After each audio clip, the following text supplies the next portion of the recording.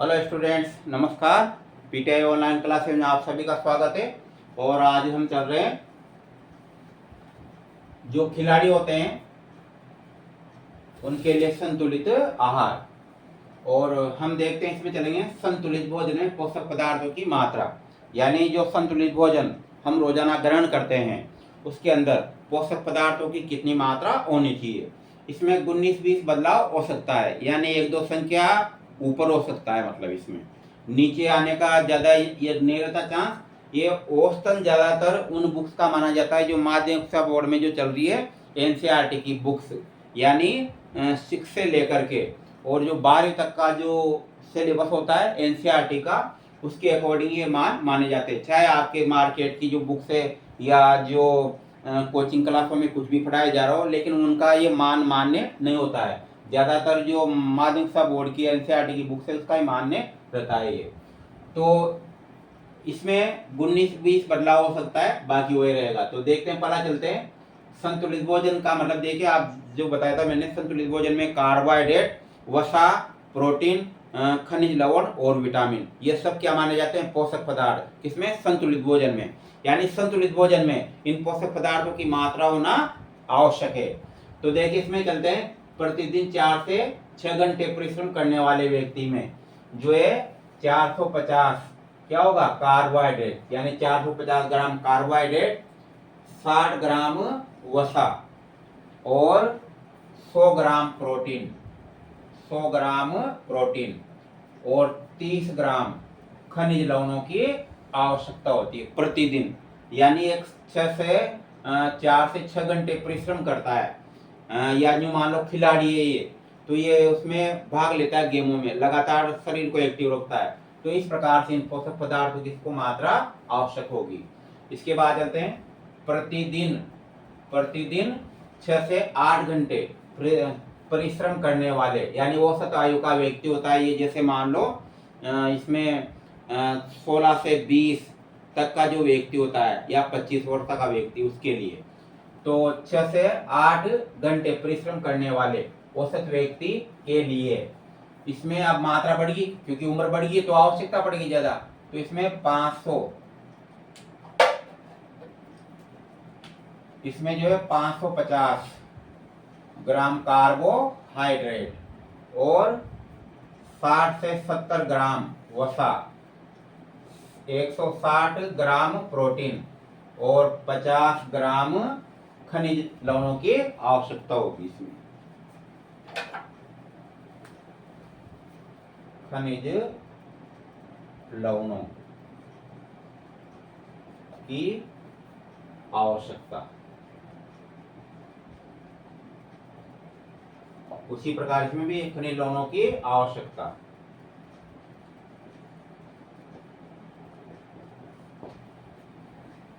ये प्रतिदिन के हिसाब से जो 6 से 8 घंटे काम करता है, परिश्रम करता है औसत आयु का व्यक्ति, इसके लिए 550 ग्राम कार्बोहाइड्रेट, 68 से 70 ग्राम वसा यानी घी तेल इसमें जागे, और 160 ग्राम यानी दालें, पनीर, दूध, ये सब इसमें 160 ग्राम प्रोटीन और 50 ग्राम खनिज लवणों की आवश्यकता होती है।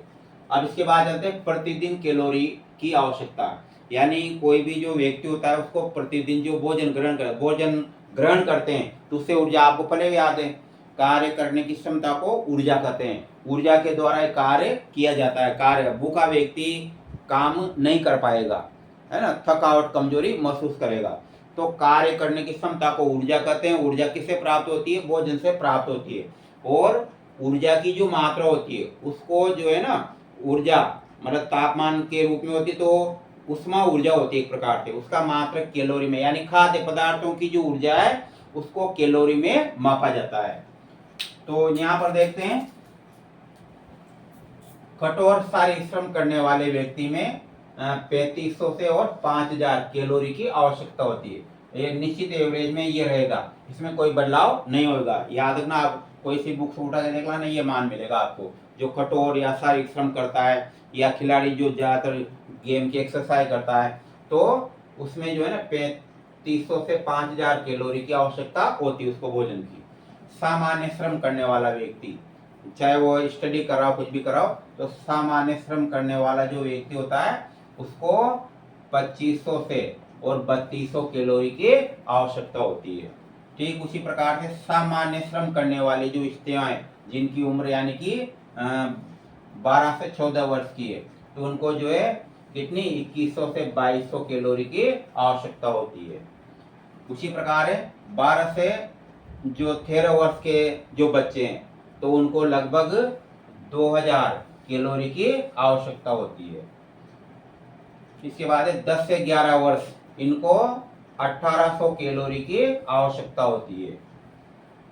इसके बाद में 8 से 9 वर्ष, इनको 1600 कैलोरी की आवश्यकता होती है। अब ये ध्यान देना, ये मान ये नहीं कि भाई फिक्स हो गया 1600, हो सकता है वो 1700 1800 की आवश्यकता हो सकती है, इसकी 1800 से 1900 2000 हो सकती है, यानी इसमें 1-2 कैलोरी घटता बढ़ता है ये, इस प्रकार से ये। तो इसके बाद 6 से 7 वर्ष के व्यक्ति 6 से 7 वर्ष के व्यक्ति के लिए 1300 कैलोरी की आवश्यकता होती है। 4 से 5 वर्ष के जो बच्चे होते हैं उनको 1000 कैलोरी की आवश्यकता होती है। अब इसमें मेन इंपॉर्टेंट है 15 से 16 वर्ष जो लड़का रहता है उसमें उपापचयी क्रियाएं ज्यादा होती है, तो 15 से 16 वर्ष का जो लड़का रहता है उसको 3000 कैलोरी की आवश्यकता होती है। ठीक उसी प्रकार से 15 से 20 वर्ष की जो लड़की रहती है उसको हो सकता है नीचे वाला दिखाई नहीं दे रहा हो तो मैं बता देता हूँ, ये बोल रहा हूँ 2600 से 2800 कैलोरी की आवश्यकता होती है। कितनी 2600 से 2800 कैलोरी की आवश्यकता होती है। इस प्रकार से ये खाद्य पदार्थों की से प्राप्त जो ऊर्जा है वो कैलोरी की कितनी आवश्यकता है ये मान दिए गए हैं। ये तो ये ज़्यादातर सार्थक मान है जो एनसीईआरटी की जो बुक्स है उसमें से लिए गए हैं, ये है ना। तो ये आप इसमें से भी कोई क्वेश्चन आ जाए तो आप इसको एक बार देख सकते हैं। बाकी कल स्टडी यानी ये चैप्टर समाप्त हो गया और नया चैप्टर स्टार्ट करेंगे कल।